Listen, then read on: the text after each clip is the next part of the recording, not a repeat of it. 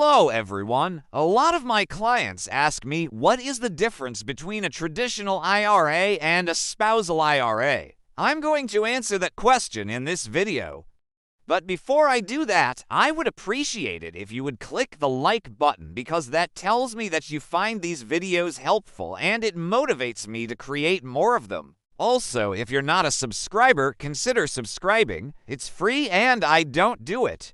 So let's talk about the difference between a traditional IRA and a spousal IRA. Well, the main difference between the two is who owns the account. With a traditional IRA, you own the account.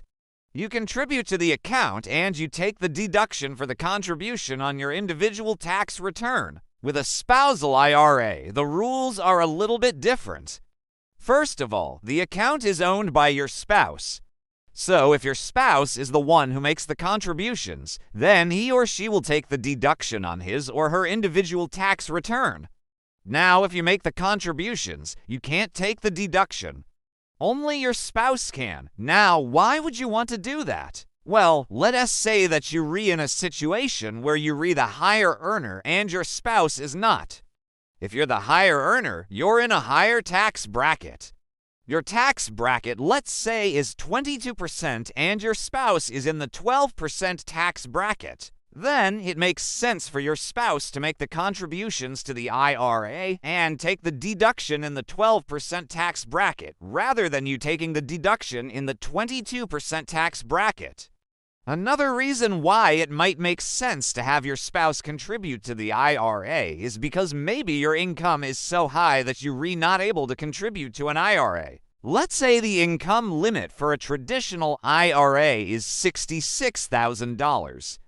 If you make more than that, then you can't contribute to a traditional IRA, but with a spousal IRA, as long as your spouse has earned income, even if it's just a small amount, then he or she can open up a spousal IRA and you can make the contributions. And since there's no income limit, you can contribute the full amount to the IRA and take the deduction on your tax return.